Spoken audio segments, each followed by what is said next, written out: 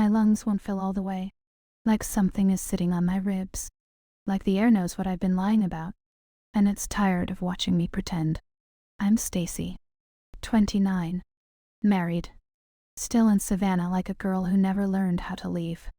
The mornings here have a rhythm that can trick you into thinking you're safe. Coffee that's too hot at first sip. The same pothole on Abercorn that makes my car lurch. The same humid breath of river air that clings to your skin like a second shirt. Everything repeats. Everything behaves. That's how I've survived. By making my life behave. I've trained myself to want what makes sense. A husband with steady hands and steady plans. A ring that catches the sun when I gesture in conversation, like a visual punctuation mark. A house with a porch swing we never sit on because there's always laundry or emails or a grocery run. I've said, "We're doing great," so many times it has started to sound like a prayer. But the truth is, I don't remember the last time I felt chosen. Not in the way that makes your whole body believe it. Not in the way that makes you feel like you're about to step off a ledge and somehow grow wings on the way down. I don't let myself think about that. Because the only time I ever felt it, really felt it, was 7 years ago, and it was wrapped in the kind of wrong that changes your life, even if you never touch it again. Too close. That's what I tell myself whenever the past tries to drift back into focus. Too close, Stacy. Don't look at it too long. Don't let it get teeth. So I keep my gaze fixed on the small controllable things. I run my thumb over the edge of my wedding band when I'm stressed. Like it's a smooth stone I can rub into luck. I do it without realizing I'm doing it. In meetings. At dinner. In bed.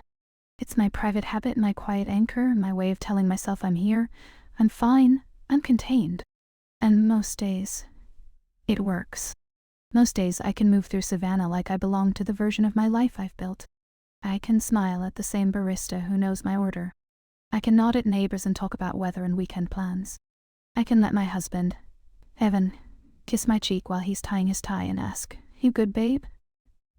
And I can say, "Yeah," in a tone that makes it sound true. Evan is a good man. That's the problem. If he were cruel, if he were careless, if he were something I could hate, it would be so much easier to explain the hollow place inside me. But he isn't. He's steady and kind. He leaves notes on the fridge when he's working late.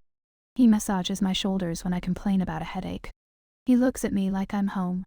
And I look at him like I'm trying to learn the language. Sometimes I can speak it. Sometimes I even believe it. Other times, I feel like I'm mouthing the words of someone else's life. I keep that part quiet. In Savannah, quiet is currency. The city has a way of holding your history in plain sight. You can't run an errand without passing somewhere you've been someone else. The grocery store where you ran into your high school ex. The park where you had your first beer. The sidewalk outside the old movie theater where you kissed a boy because you thought you were supposed to. Savannah remembers. And 7 years ago, so did I. I remember the way the air felt that night. Thick, warm, alive. I remember the porch light buzzing. I remember laughter spilling out of someone's open window like music. I remember the exact shade of Harper's mouth when she smiled at me, like she knew something I didn't. I remember how close we stood. Too close. I haven't said her name out loud in years. Not to anyone. Not even to myself when I'm alone. Names have power. Names are doors. I've spent 7 years keeping mine locked. But the universe doesn't care about my locks. First time I felt the disturbance, it wasn't dramatic. It wasn't a phone call in the middle of the night, or a knock on the door, or a confession that landed like a bomb. It was a notification. A stupid, glowing rectangle in my hand while I was standing in line at the pharmacy, buying allergy medicine and paper towels like a woman with no secrets. I didn't even mean to open it. My thumb just moved. Muscle memory. Boredom. The way we all reach for our screens when we don't want to sit inside our own thoughts. A headline slid across the top of my feed. A photo. A face. And my stomach dropped so fast, it felt like I'd missed a step on a staircase. I froze with my basket hanging from my arm, the plastic handle biting into my skin. Harper die. It was Harper. Not the Harper I knew, sun-freckled and restless and always half in the wind like she was already gone. This Harper was polished, sharper around the edges. Her hair looked different. Her cheekbones looked like they belonged to someone who'd learned what cameras do. There was a suit jacket on her shoulders and a smile on her mouth that didn't reach her eyes. But the eyes. God. The eyes were the same. I felt heat crawl up my throat and my breath went shallow, clipped, like I'd been punched without being touched. I could hear the pharmacy around me, beeping scanners, murmured conversations, a baby fussing, but it all went distant like I was underwater. The headline said something about a fundraiser. An LGBTQ event. A keynote speaker. A return to her hometown. Hometown. I almost laughed. Not because it was funny. Because my body didn't know what else to do with the shock. My thumb slid down the screen. Another photo. Another angle. Harper on a stage. Harper under bright lights. Harper with a microphone, like she had a right to take up space in the world with her voice. My hand started to shake. Just a little. Enough that I tightened my grip on the basket and forced myself to inhale slowly through my nose. I could taste the dry, artificial air of the pharmacy. It felt metallic in the back of my mouth. I'd heard about her, of course. In the vague way you hear about people who leave town and become something. Bits of gossip. A name dropped at a dinner party. An article someone mentioned with a shrug. She's in LA now, right? She's famous on TikTok or something. Did you hear she's, well, you know. People never said it plainly. Not here. Not in front of polite company. Not unless they wanted to make the conversation feel dangerous. I always pretended I didn't care. I always pretended I didn't remember. But seeing her like this, real, undeniable, returned to my screen in full color, did something violent to the careful balance I'd built. It was like someone had kicked the foundation of my life and waited to see what cracked first. The cashier called, "Next!" I stepped forward automatically, like my body was running on autopilot while my mind split in half. I paid. I smiled. I made a joke about the weather. My voice sounded normal. That's what scared me most. Because inside, everything was screaming. In the car, I sat with my hands on the steering wheel and didn't start the engine. The air inside the cabin was warm from sitting in the sun. It smelled faintly like Evan's cologne, like laundry detergent, like my own attempt at domestic peace.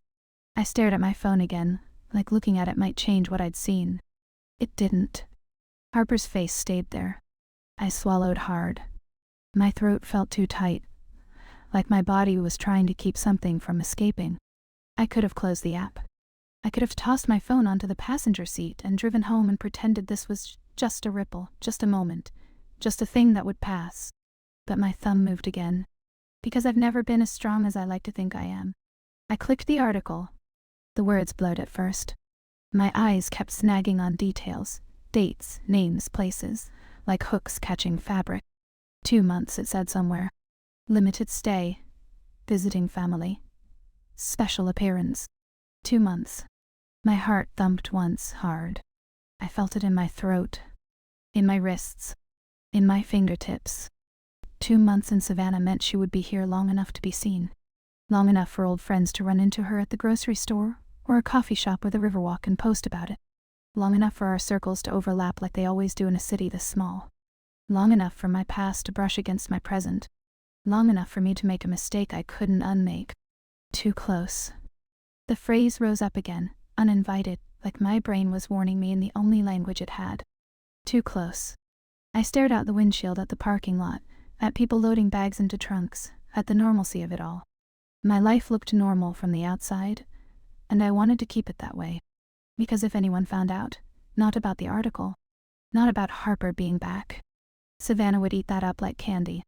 I meant if anyone found out about me. About the night I've never spoken of.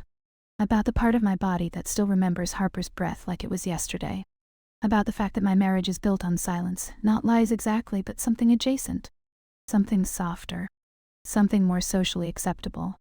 An omission you can smile through. Evan would be devastated. My mother would be confused in that sharp, judgmental way that's disguised as concern. My friends would tilt their heads and say, "But you seem so happy, like happiness is proof." And Harper would be the match that lit it, whether she meant to or not. I drove home in a haze. The city looked the same, but it didn't feel the same. Every stoplight felt longer. Every street sign felt like it was pointing me toward something I couldn't avoid. When I pulled into my driveway, Evan's truck was already there. He'd beaten me home. That meant he'd have questions. That meant I'd have to perform. I took a breath and practiced my face in the rearview mirror, the version of me that passes. The version that fits. I got out of the car and walked inside. "Hey," Evan called from the kitchen. "You get the paper towels?" "Yeah," I said, and my voice didn't shake. He leaned against the counter, sleeves rolled up, hair slightly messy like he'd been running his hands through it. He smiled at me in that easy way he has, like he's never doubted that I'm his. He crossed the room and kissed my cheek. His lips were warm, familiar, safe. My body reacted anyway. Not with desire. With panic. Because the warmth on my skin made me think of a different warmth. A different mouth. Different kind of danger. My hand went to my ring without thinking. Thumb rubbing the smooth band. Grounding. Containing. Evan didn't notice. He never notices the small tells. Or maybe he does, and he's kind enough not to ask. "How is the pharmacy?" he asked, taking the bag from my hand. "Fine," I said. "Fine, IT. That word has become my armor." He started unpacking, humming under his breath. He was talking about dinner, about a game he wanted to watch, about his coworker who'd done something stupid. I nodded at the right moments. I laughed when I was supposed to. I answered with the right amount of interest. All the while my phone was in my purse like a live wire. The knowledge that Harper was coming back, already back maybe, sat under my skin like a bruise. Later, when Evan was in the shower, I stood in our bedroom and watched steam fog the bathroom mirror through the cracked door. I could hear water hitting tile. I could smell his shampoo, clean and citrusy. I should have been thinking about bills. About weekend plans. About the normal life we were building. Instead, I took my phone out and opened my messages. My finger hovered over one contact I hadn't touched in years. Stacy's best friend, Harper. No, not that. The contact wasn't there anymore. I'd deleted it a long time ago, like deleting a name could erase what it meant. I scrolled further down. Old group chats. Friends from high school. People I rarely talk to now. My cousin. My mother. And then, like the universe was mocking me, a message notification popped up from someone I hadn't heard from in months. It was from Mia, one of the girls we used to run with, still in Savannah, still plugged into every piece of gossip like it was oxygen. Mia, G. She's back. My breath caught. I stared at the screen. Mia. Harper freaking Hale. Like La Harper. She walked into Foxy Loxy like she owned the place. My fingers went cold. Mia, have you seen her? She looks insane. Like a model. I swear she's even hotter than before. The words blurred again. I felt like I was 14 and caught doing something I wasn't supposed to. Like someone was about to snatch the phone out of my hand and read my mind. Mia, you and her were so tight back then. You knew she'd come back eventually, right? I wanted to throw up. I sat down on the edge of my bed and pressed my free hand to my stomach, like I could physically hold myself together. The shower was still running. Evan was still humming. My life was still pretending to be normal. But the disturbance had arrived. Harper wasn't just a headline. She was in my city. In my coffee shops. On my streets. In the same humid air that always finds a way into your lungs. My phone buzzed again. Mia, wanna come out tomorrow night? People are going to be hunting her down. It's going to be wild. Wild. That's what they called it when something dangerous brushed against their boring lives. For me, wild meant consequence. It meant Evan asking questions I couldn't answer. It meant my mother's face tightening. It meant my own reflection cracking. I stared at Mia's message until my eyes stung. Then another notification appeared. Not from Mia. From an unknown number. No name. Just digits. The kind of message that makes your heart decide to sprint before your brain knows why. I opened it. Just one line. Still wearing that ring? My skin went hot and cold at the same time. My throat closed. My hand flew to my left hand automatically, thumb pressing the band like the metal could protect me. Because I didn't have to ask who it was. I already knew. Too close. This time it didn't feel like a warning. It felt like a fact. I stared at the message until the letters stopped looking like ink and started looking like a doorway. I could ignore it. I could delete it. I could pretend it never arrived. But my body had already shifted. Subtly, invisibly, like something inside me had been waiting 7 years for this exact moment. My fingers hovered over the keyboard, and I realized with a sharp, sudden clarity that made my eyes burn. I didn't know which part of my life I was trying to save anymore. I didn't answer right away. I sat there with my phone glowing in my hand like a hot coin I couldn't drop, and the first thing I noticed was the sound of the shower still running. Evan was still in there, still humming, still living inside a world where nothing had just cracked open. I stared at the message again. Still wearing that ring? My thumb traced the edge of the band, slow, automatic.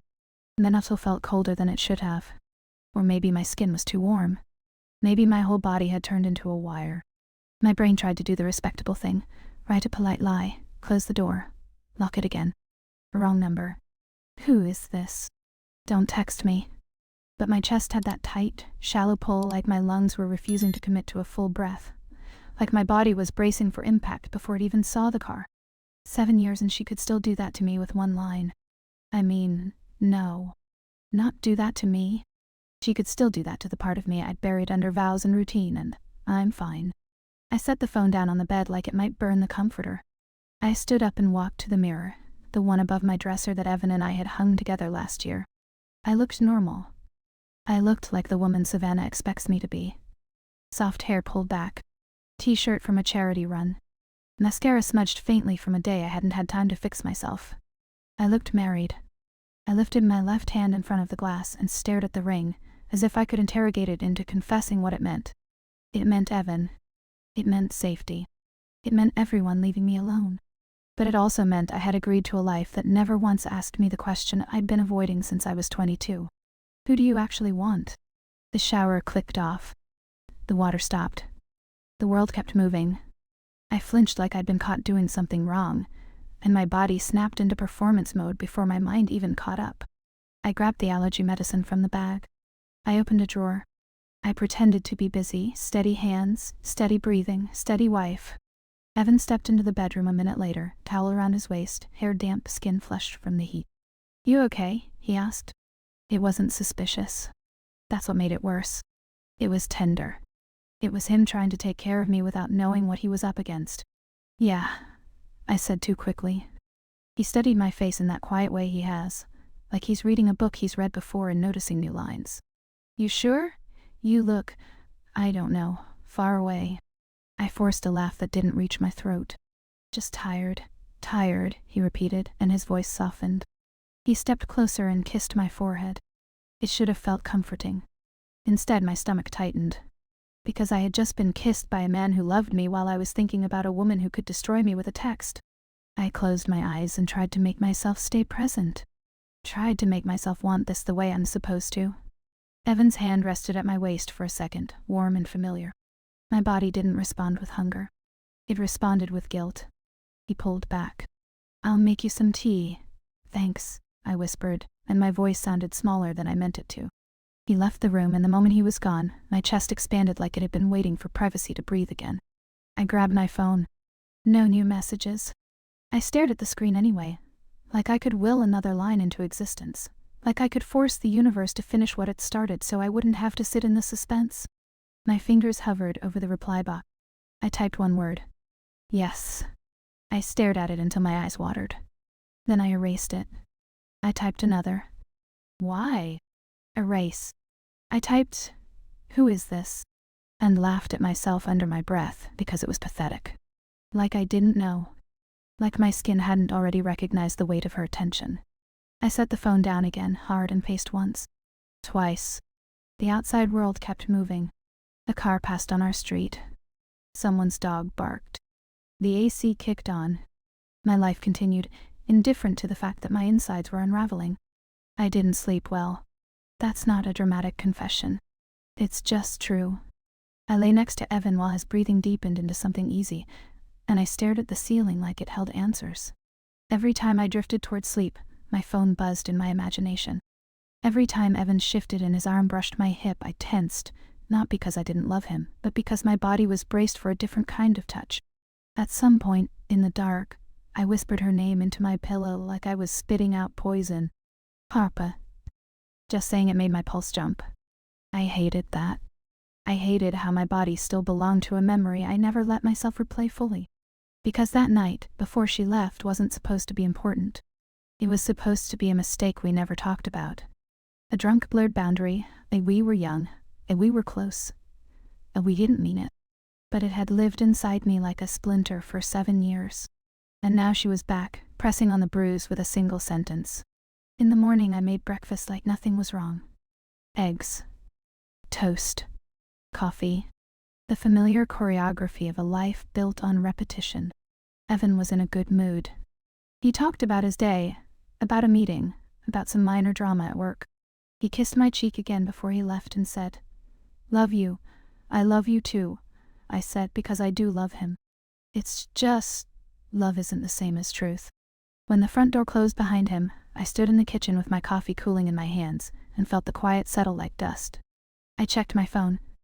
Still nothing. I told myself that was good. That silence meant she'd sent one reckless message and then thought better of it. That maybe she'd been tipsy or nostalgic or cruel. I told myself a lot of things. At 10:30 my phone buzzed again. One new message. Same unknown number. Foxy Loxy.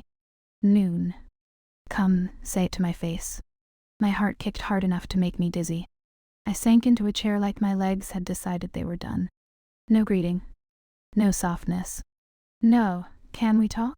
Just an order, like she knew I'd obey. My first instinct was fury. Who did she think she was? Who did she think I was? I stared at the words until anger and desire started to blur into something I couldn't separate. Because the truth was, a part of me wanted to be told what to do by her. A part of me had always wanted that. It felt like stepping toward a cliff and also like finally finding solid ground. I typed back before I could think. I can't. 3 words. A boundary. A line in the sand. I hit send. My hands shook afterward anyway.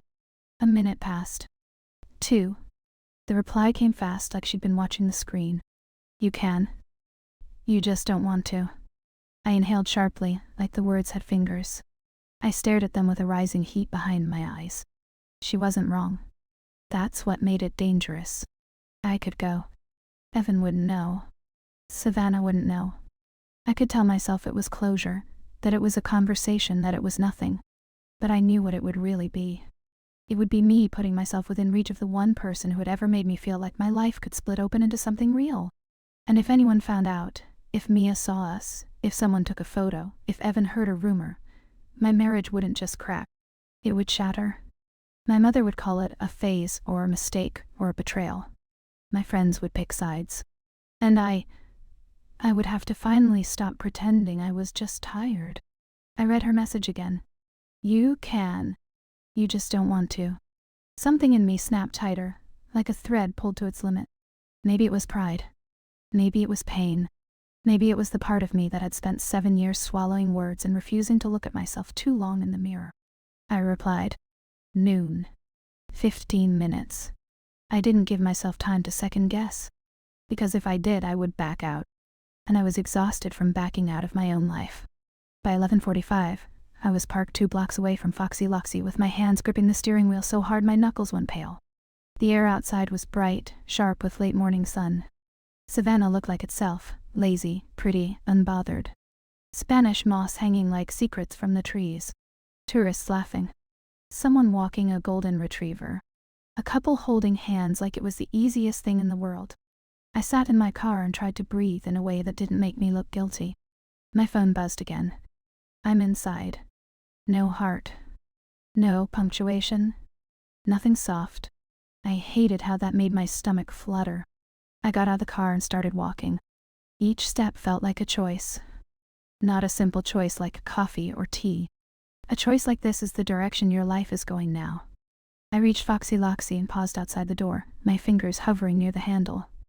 I could still turn around. I could still go home and fold laundry and call this a moment of weakness. But the thought of going home and pretending, again, felt unbearable. I went in. The smell hit me first. Coffee and baked bread, and something sweet. Cinnamon, maybe. The place was busy, alive with conversation. Cups clinking. Laughter. A barista calling names. Normal life happening around my catastrophe.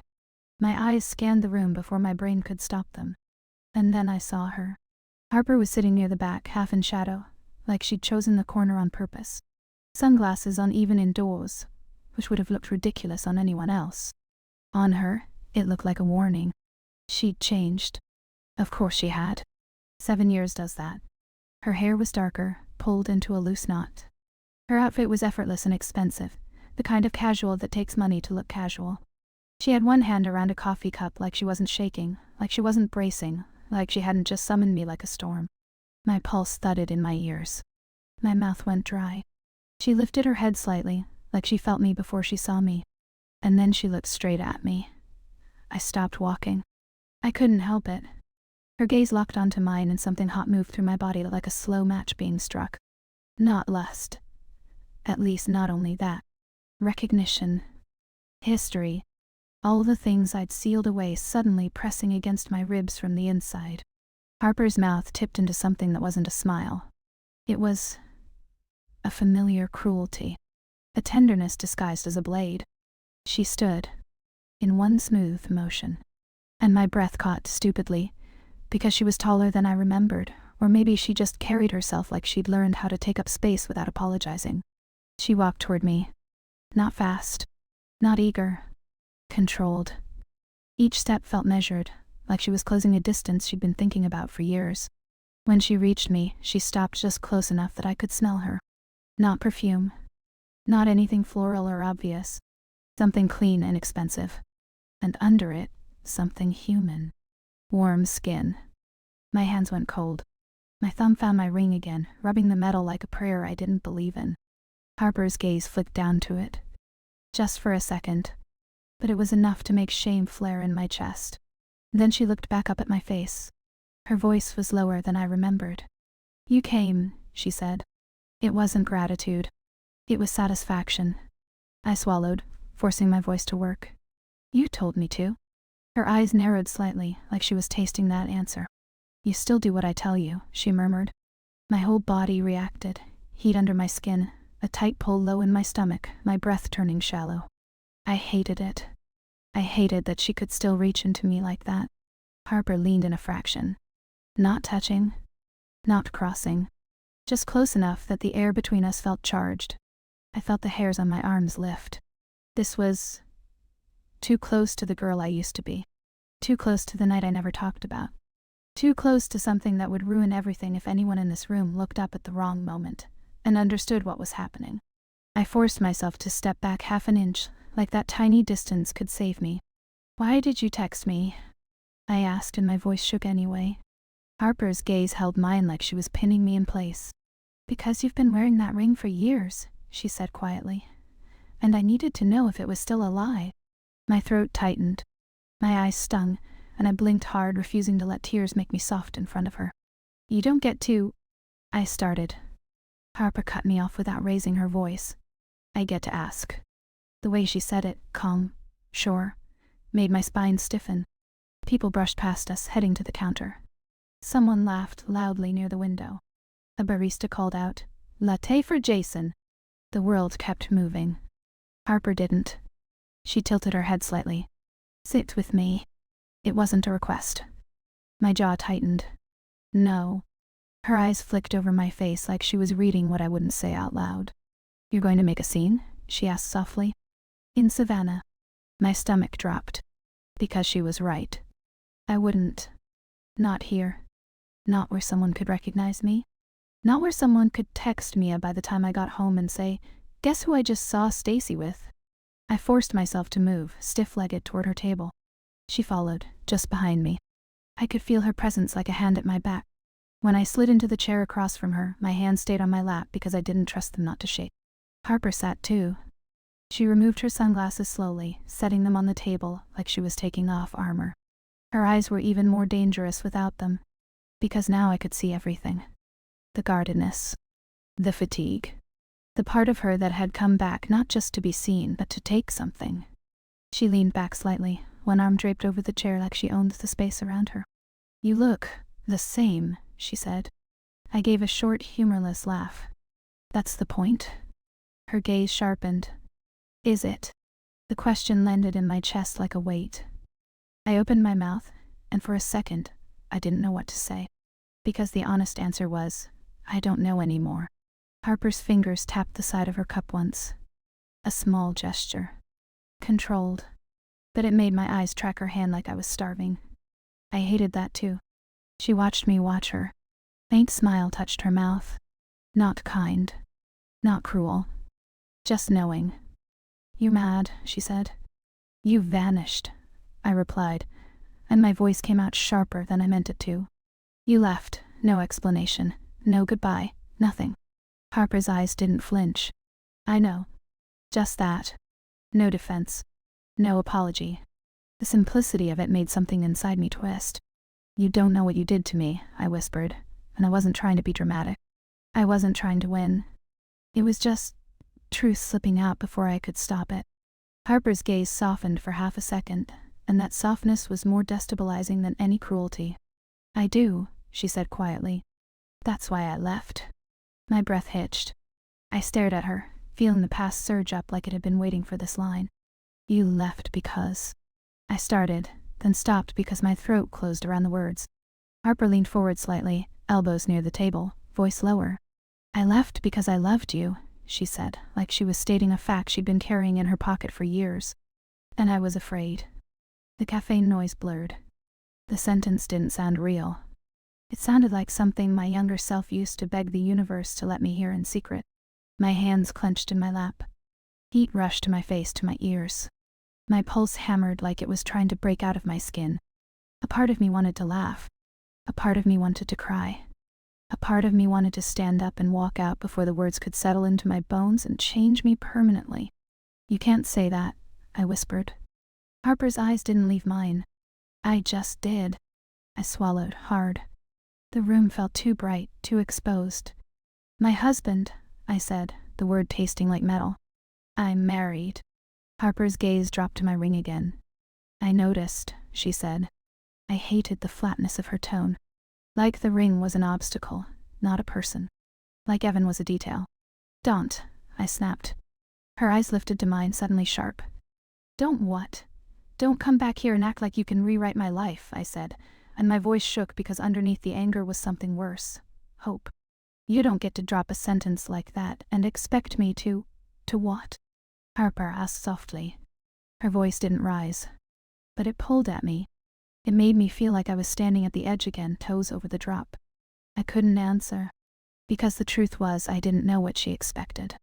And the more terrifying truth was, I didn't know what I wanted. Harper watched my face, and something in her expression shifted. Not pity, not victory, just a quiet, brutal understanding. "I'm not here forever," she said. 2 months. I flinched like she'd struck a nerve. "Don't," I whispered again, but my voice was weaker now. She leaned in a fraction, still not touching. But the proximity made my skin burn where the air moved between us. "I'm back because I needed to stop carrying this alone," she said. "And because I wanted to see if you were still hiding." My throat tightened so hard it hurt. Outside the window, a couple walked by laughing. A dog tugged on a leash. A bicycle bell chimed. Life kept going. My life had stopped. I forced myself to inhale slowly, trying to find the part of me that was still a responsible adult woman, with a mortgage and a husband and a calendar. "I can't do this," I said, but the words sounded like they belonged to someone else. Harper's gaze held mine, unblinking. "You already are," she said. And that was the destabilizing shift. Not her confession. Not her beauty. Not even the fact that she was here. It was the way she said it, as if she could see through every layer of my performance and name the truth I'd been living around. My stomach dropped, and in that sudden sick clarity I realized something that made my skin go cold. This wasn't about whether I still wanted her. This was about whether I could keep pretending I didn't. Harper's fingers moved on the table, slow, deliberate. She didn't touch me, but her hand slid just close enough that if I reached out, our knuckles would brush. A minimal distance. A catastrophic one. My breath went shallow. My chest tightened. I stared at that tiny gap like it was a cliff. If I closed it, everything could change. If I didn't, everything would still change. Just slower, quieter, with more lying. Harper's voice was almost gentle when she said, "Look at me." I did. And my body betrayed me with a soft inhale that sounded like surrender. I held her gaze, and I felt my whole life pull tight around a single question I wasn't ready to answer. Because if I chose her, even in my mind, I would have to admit I'd been living wrong. And if I didn't choose her, I'd have to live with the fact that I had looked at the truth and turned away. My fingers tightened around the edge of my chair until my nails hurt. Harper's eyes didn't blink, and the space between us stayed open, hungry, waiting, like the entire room was holding its breath with me. I didn't touch her. That's the first thing I need to say. I didn't reach across the table. I didn't close the distance. I didn't let my hand brush hers even though the space between us felt electric, like the air itself was daring me. But my body reacted anyway. My breath shortened. My pulse climbed into my throat. Heat moved under my skin in a slow, humiliating wave.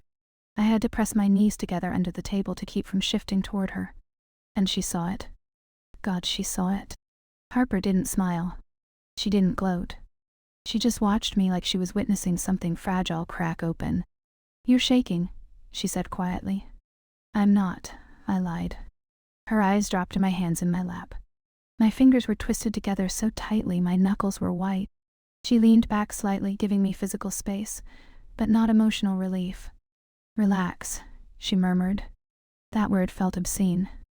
Relax. In the middle of a coffee shop in Savannah. With people who might recognize me. With my marriage sitting like a weight on my left hand. With the girl I once almost ruined my life for sitting across from me, saying she loved me. Relax. I exhaled sharply and forced my hands flat on my thighs. "You don't get to tell me how to feel," I said. Harper's gaze softened just slightly. "I'm not telling you how to feel. I'm telling you I can see it." That landed harder. Because it was true. She had always seen me too clearly. 7 years ago, before that night, before the porch light and the heat and the thing that happened between us, I used to think she understood me better than I understood myself. She'd look at me across a room, and I'd feel exposed in a way that was terrifying and addictive. I had buried that feeling under vows and routine and responsibility. And now it was back. Too close. The phrase echoed in my head again, softer this time. Not a warning. A realization. Harper tilted her head slightly. "Are you happy?" The question was gentle. That made it worse. I opened my mouth automatically.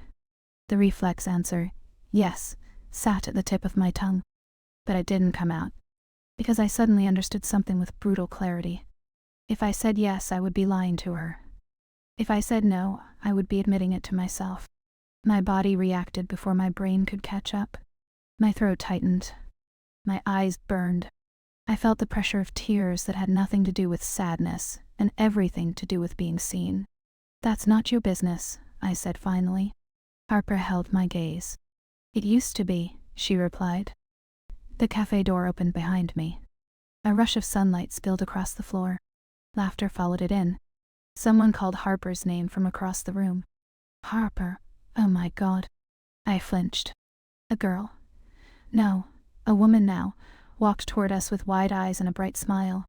I recognized her vaguely. One of the old crowd. The kind of person who always knew everything about everyone. She hugged Harper without hesitation. "I can't believe you're back," she gushed. "You look incredible." I watched Harper stand, accept the hug, laugh lightly.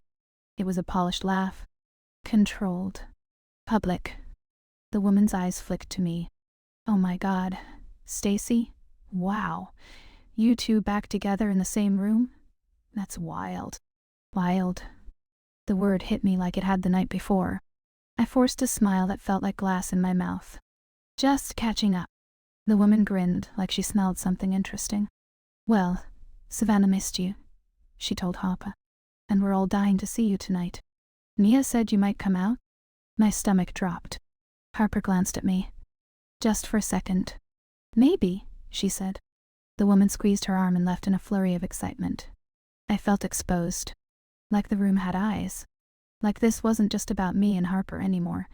It was about whispers and group chats and the way Savannah feeds on old stories. Harper sat down again slowly. "You're afraid," she said quietly. I let out a short, humorless laugh.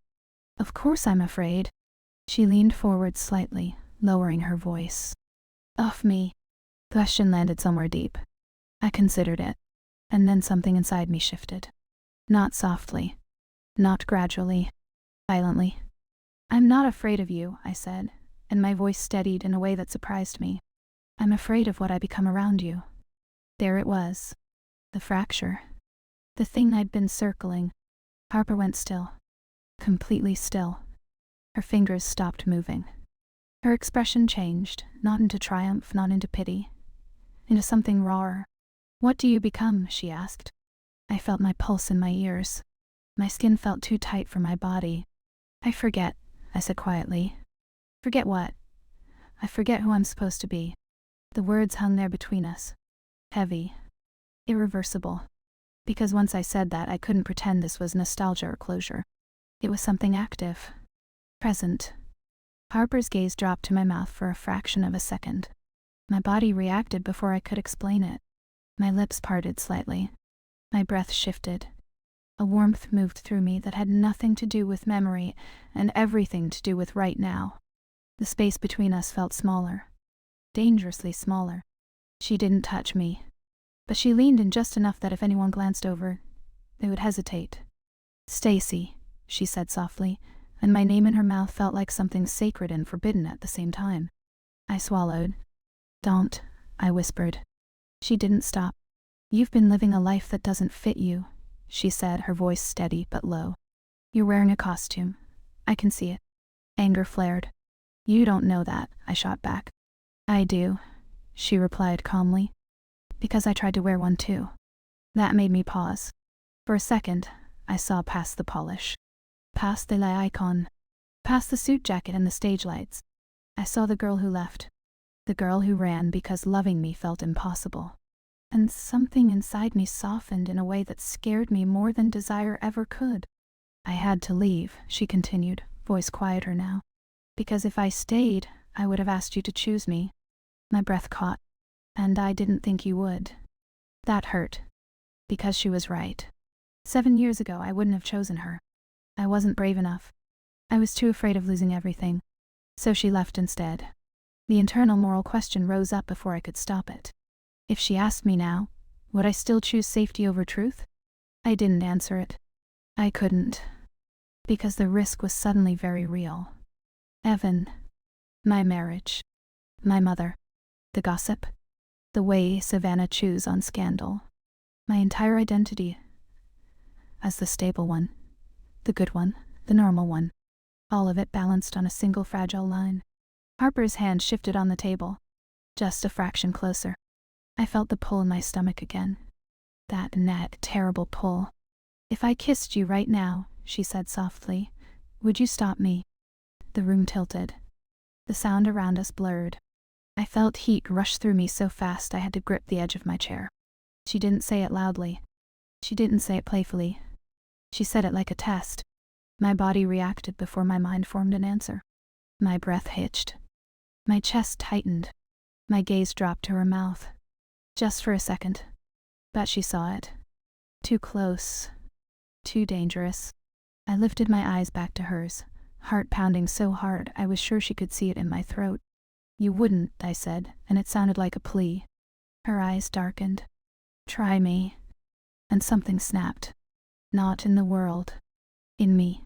I stood abruptly, chair scraping slightly against the floor. A couple of people glanced over.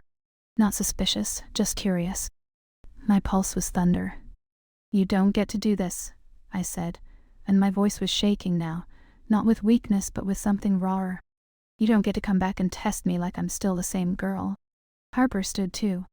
We were close again. Close enough that the warmth of her body brushed mine without contact. I don't want the same girl, she said quietly. I want the woman who knows she's been lying to herself. That hit deeper than anything else. Because it wasn't about attraction anymore. It was about identity. About the version of myself I had built to survive. My hand went to my ring again. But this time it didn't feel grounding. It felt heavy. Like a question. Harper's gaze followed the movement. Do you love him? She asked. I froze. The honest answer rose up before I could stop it. Yes, I said. And I meant it. Her expression didn't change. Is that enough? She asked softly. The fracture inside me widened. Because for the first time in 7 years I saw the shape of the truth clearly. Love and truth are not always the same thing. And I had chosen one over the other. My entire body felt like it was vibrating. If she kissed me right now, if I let her, there would be no going back. Not to innocence. Not to denial. Not to the version of myself that could say, it was just once. It didn't mean anything. Because this time, it would mean everything. I stepped back. One deliberate step. The distance hurt. But it was necessary. I can't, I whispered. Harper studied my face like she was searching for something. And that's your answer, she asked. For now, it was. But something irreversible had already happened. I had admitted out loud that I forget who I'm supposed to be around her. I had felt my body choose her before my mind could protect me. I had realized that the life I call stable might actually be fear in disguise, and I could never unknow that. The outside world moved around us. People laughed. Coffee machines hissed. The door opened and closed. Savannah breathed. Harper straightened slowly.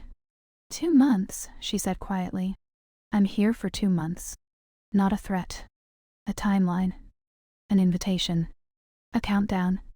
She picked up her sunglasses and slipped them back on. The shield returned. Think about who you are when you're not trying to be good, she said.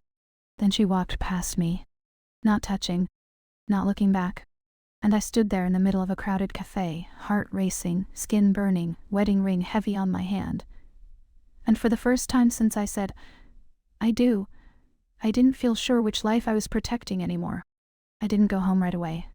I sat in my car 2 blocks from Foxy Loxy with my hands on the steering wheel, and my pulse still running too fast for someone who had technically done nothing wrong. I hadn't kissed her. I hadn't touched her. I hadn't even admitted what I wanted. That something had shifted in a way that felt irreversible. The woman who walked into that cafe believing she could keep both versions of herself separate no longer existed. Now there was bleed. Now there was heat under the surface. Now there was a countdown. 2 months. The number pressed against my thoughts like a thumb against a bruise. 2 months meant there was time. Time to fall. Time to ruin things. Time to decide. I drove home slower than usual, like delaying the driveway could delay the reckoning. Savannah looked painfully normal. The oak trees didn't care about my moral crisis. The tourists didn't care. The sidewalks didn't care. When I pulled in, Evan's truck was gone. He'd texted earlier about working late. Relief hit me so hard it almost felt like guilt. Inside, the house was quiet. The kind of quiet that amplifies your own breathing. I walked into the kitchen and set my keys down carefully, like loud movements might expose me to someone who wasn't there. My reflection caught in the microwave door. I looked flushed. Alive. Not tired. That unsettled me more than anything. I leaned against the counter and let the truth move through me without dressing it up. When Harper said she loved me, my body believed her. When she asked if I would stop her from kissing me, my body hesitated. And when I stepped back, it wasn't because I didn't want her. It was because I was afraid of what wanting her would cost. I closed my eyes. The memory of her standing close replayed in sharp detail. The warmth of her presence. The low tone of her voice when she said my name. The way she watched my hand move to my ring. I pressed my thumb against the band again. But this time, it didn't feel like protection. It felt like a question. The silence in the house thickened around me. I walked into the bedroom and sat on the edge of the bed, staring at nothing. My chest felt tight, not with panic, but with anticipation. That terrified me. Because anticipation meant I wanted to see her again. And that meant this wasn't closure. It was ignition. My phone buzzed. I didn't breathe while I picked it up. Not Harper. Mia. Mia, so. You went, didn't you? My stomach dropped. I stared at the message. Had someone seen us? Had that woman who hugged Harper said something? Was Savannah already chewing on the story? I typed slowly. I had coffee. The 3 words felt insufficient. Mia? And was it awkward? Is she as intense as she looks online? Intense. That word fit too well. It was fine, I replied. Mia, she asked about you. My heart skipped. About what? 3 dots appeared almost immediately. Mia, just, if you're happy. I felt the air leave my lungs. She was already doing it. Planting questions. Stirring air. even when she wasn't in the room. I set my phone down and lay back on the bed, staring at the ceiling again. The same ceiling I'd stared at the night before, but this time the thoughts were sharper. She said she left because she loved me. She said she was afraid. I tried to imagine her at 23, packing a bag, choosing lay over Savannah, choosing distance over watching me marry someone else. The image hurt in a way I hadn't allowed myself to feel before. Had I ever asked what it cost her to leave? No. Because it was easier to believe she'd just abandoned me. Anger is simpler than grief. A wave of something softer moved through me now. Understanding. And with it came danger. Because if she left out of love, then this wasn't just unfinished business. It was unfinished us. The front door opened around 6:30. Evan's footsteps moved through the house. His voice called my name lightly. I sat up too fast, like I'd been caught doing something illicit. In here, I answered. He walked in, tired but smiling. Long day. He leaned down and kissed me. This time I didn't panic. But I did notice something I couldn't ignore. My body responded politely. Not hungrily. Not desperately. Politely. And that difference felt enormous. He changed out of his work clothes and sat beside me on the bed. You seem different, he said. The word landed heavy. Different how? I asked, careful. Distracted. Like something's on your mind. Everything was on my mind. Harper's voice. Harper's eyes. Harper asking if love was enough. I forced a small smile. Just work stuff. He studied me again. Stacy, he said gently, if something's wrong, you can tell me. The guilt came sharp and immediate. Because he meant it. He would listen. He would try to fix it. But how do you tell your husband that the girl you almost loved came back and cracked your identity open? How do you explain that your body remembers a truth you never lived out? I reached for his hand. It felt familiar. Solid. Safe. I know, I said quietly. He squeezed my fingers. And for a second I wished desperately that safety felt like enough. That night, I lay beside him again, awake. This time, I didn't whisper Harper's name. But I did replay her question. Is that enough? My chest tightened. I turned on my side, facing away from Evan, staring into the dark. I tried to picture the next 2 months without seeing her. Avoiding her. Refusing her. Letting the countdown tick down until she left again. The thought made my stomach sink. Then I pictured seeing her again. Alone. Somewhere private. No cafe noise. No witnesses. Just the two of us and the thing we never resolved. My pulse quickened at the image. I hated that it did. I pressed my face into the pillow. What was I doing? What kind of wife thinks this way? But another question rose beneath it. What kind of woman lives her whole life avoiding the one person who makes her feel real? The next morning, I told myself I wouldn't text her. I lasted 3 hours. The message I sent was careful. We need boundaries. It sounded strong. Responsible. Adult? Her reply came quickly. Then come, set them. My breath hitched. She was relentless. And I was already bending. I didn't respond. But I didn't block her either. That felt significant. By afternoon, the pressure was building. Not just internally. Externally. Mia texted about a gathering Friday night. Everyone's coming. Including her. My mother called and mentioned casually that she'd seen Harper's face online. That girl always was dramatic, she said, disapproval woven into every syllable. Savannah was tightening its net. In the middle of it, I felt suspended. Not fully in my marriage. Not fully with Harper. Just hovering between versions of myself. That evening, my phone buzzed again. This time, Harper didn't send a command.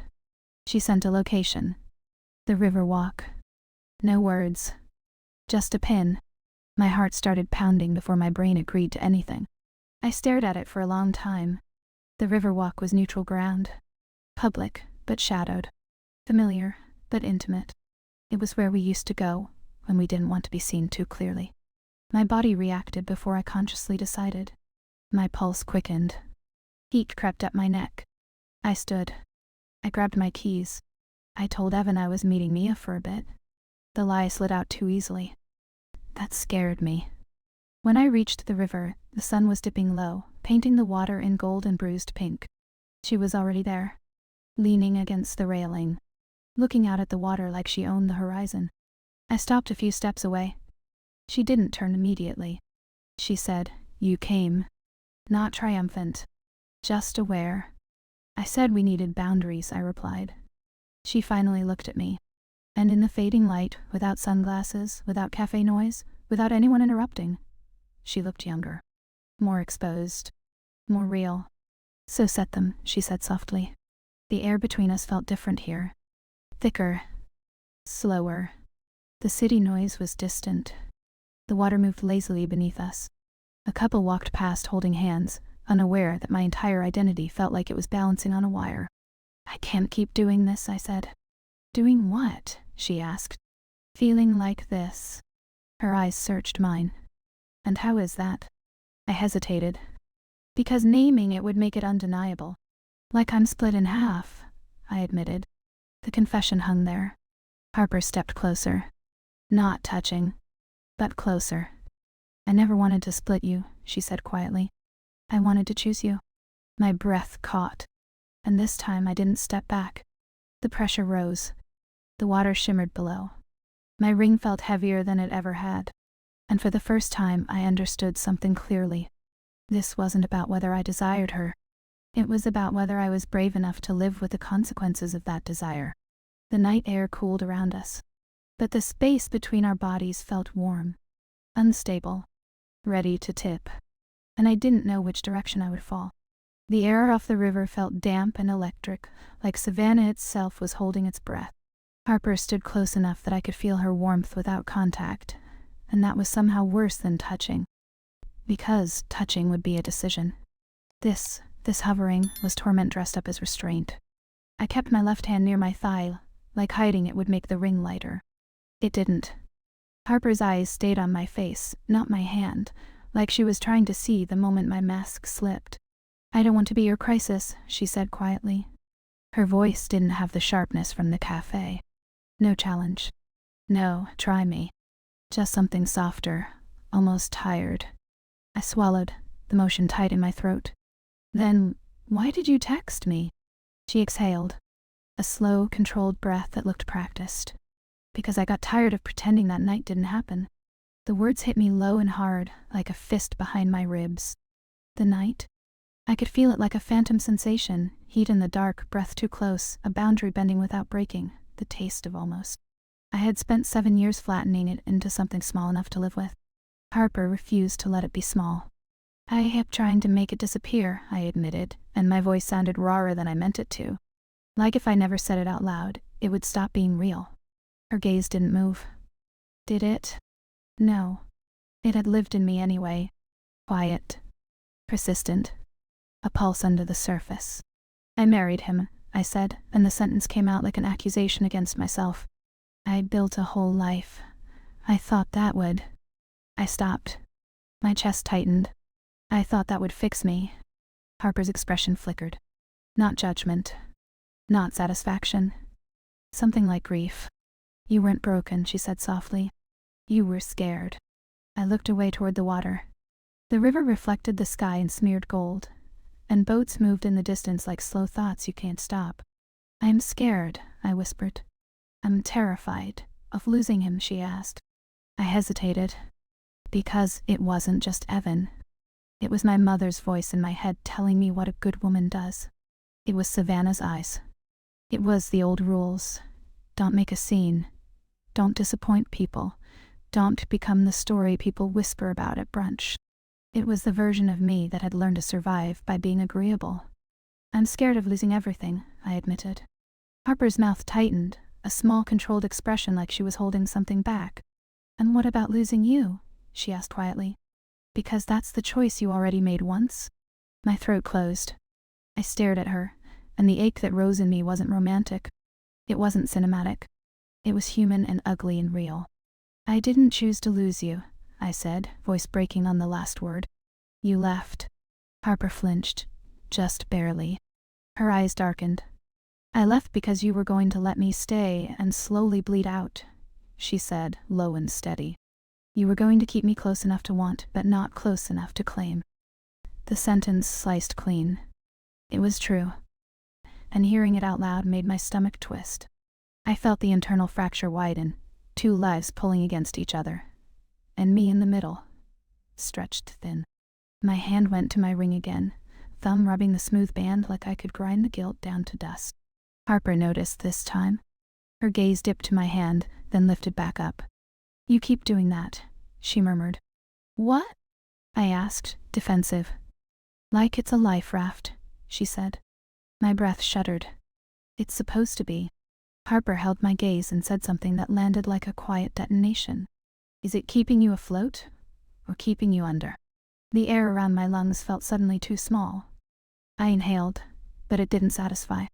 I could feel my pulse in my fingertips, in my throat, in the place just beneath my collarbone where panic and desire start to look the same. I stared at her, and for a second I hated her for being back. Not because she was cruel, because she was honest. And honesty is unbearable when you've built your life on avoidance. My voice came out rough. "I don't know how to do this." Harper's expression softened again, and it wasn't pity. It was recognition. "You don't have to do anything right now," she said. "I'm not asking you to burn your life down on the riverwalk." A bitter laugh escaped me. "You kind of are." Harper shook her head once. "I'm asking you to stop lying to yourself, that's it." My chest tightened. My eyes stung.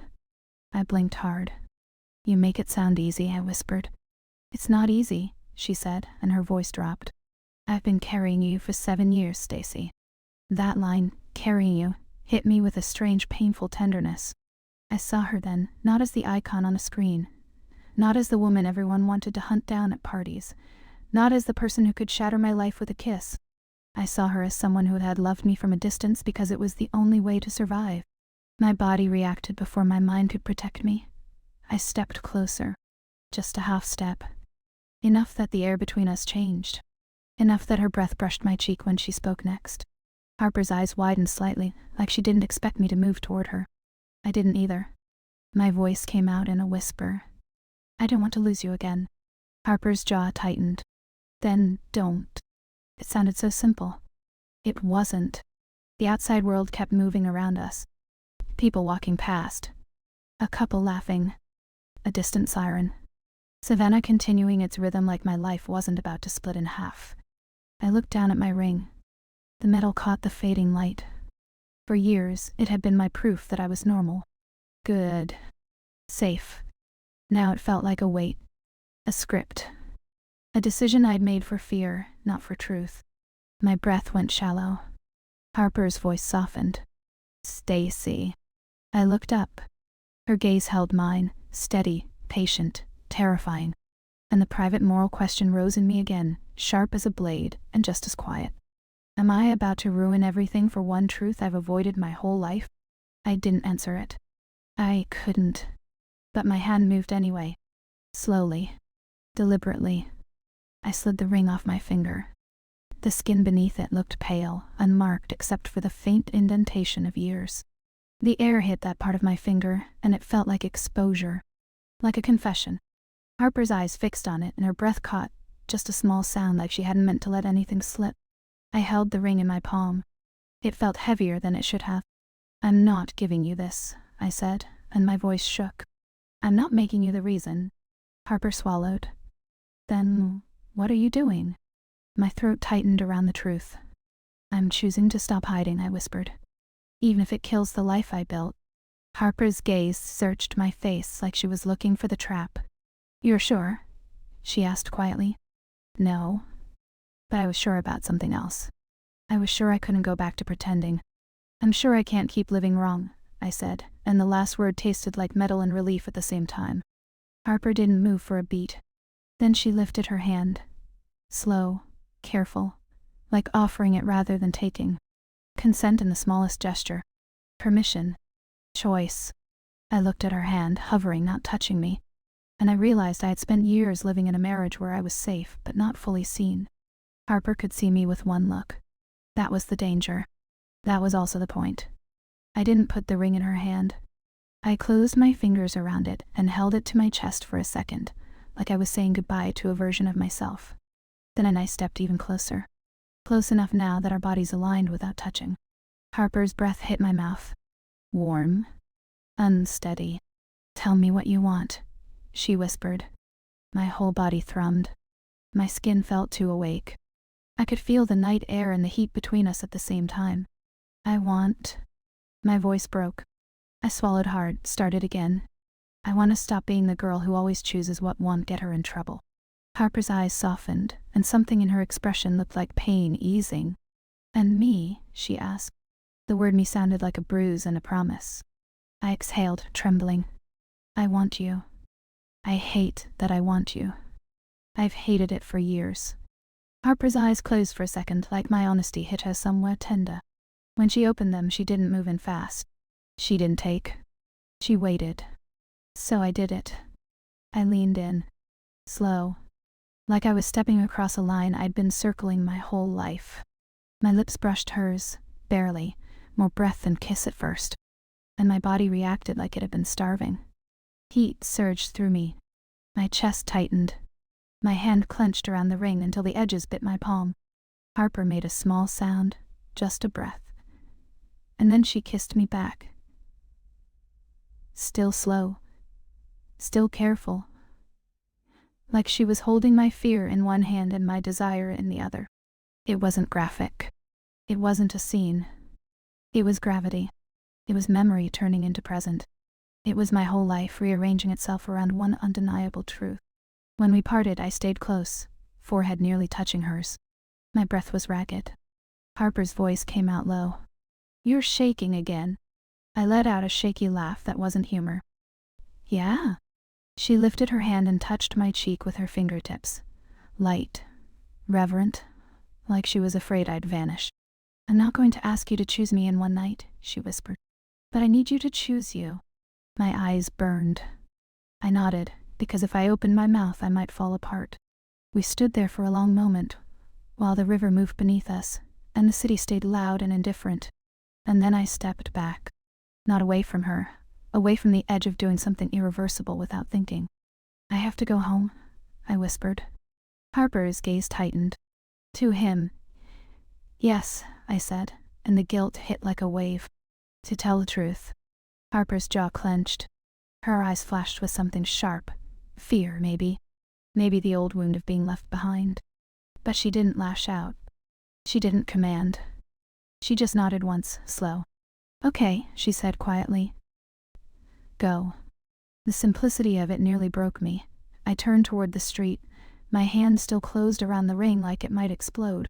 I walked to my car with my heart pounding so hard it felt like it might crack my ribs. The drive home was a blur of streetlights and wet air and my own breathing.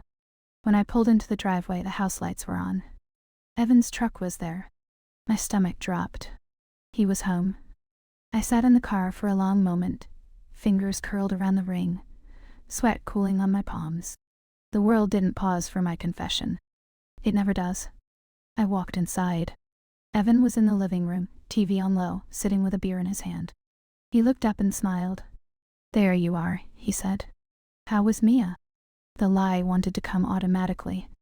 I could feel it forming in my throat like it always did. Fine. Nothing.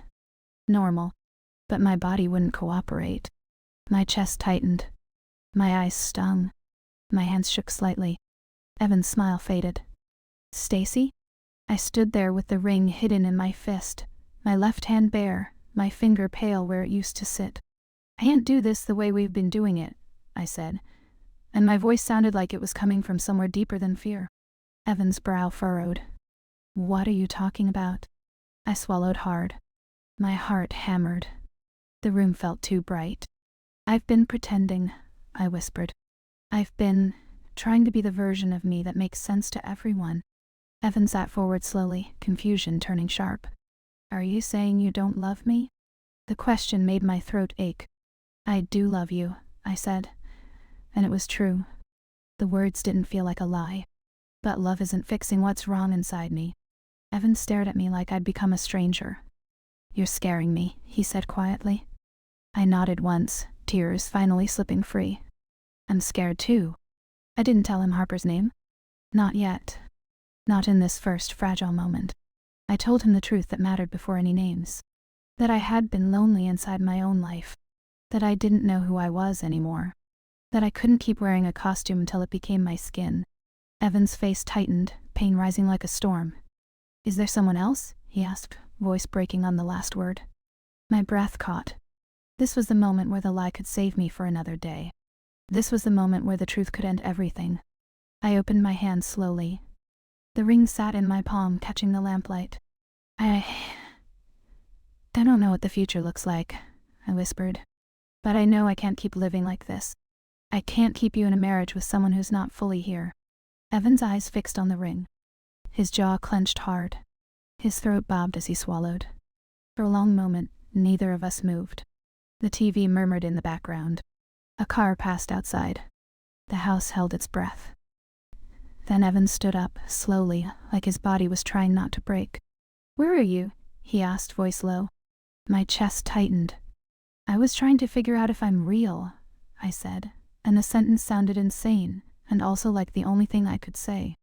Evan stared at me, tears bright in his eyes now, his hands flexing at his sides like he didn't know what to do with them. This is about her," he said suddenly, and my blood went cold. "Isn't it?" My breath stopped, because Evan hadn't said a name, but we both knew he meant Harper. "Savannah remembers." "Of course it does." I didn't answer. I couldn't. Silence can be a confession. Evan's face crumpled in a way I'll never forget. Not dramatic. Just a man realizing his life has been shifting under him without his permission. He turned away, pressing a hand to his mouth. I stood there with the ring in my palm, bare finger exposed, my body shaking. In my mind, Harper's countdown ticked. 2 months. And now my marriage had its own countdown too. Minutes, maybe. Until everything changed. Too close. But not in the way I used to mean it. Not back away. Not don't. This time it felt like the truth finally stepping close enough to touch. The night outside was humid and heavy, and inside my chest something had cracked open and refused to shut. I watched Evan in the dim light, watched my own hand holding the ring like a relic, and I realized I had crossed a line that couldn't be uncrossed, not with Harper, not with Evan, not with myself. One reflective line drifted through me like river mist. Some lives don't end. They unmask.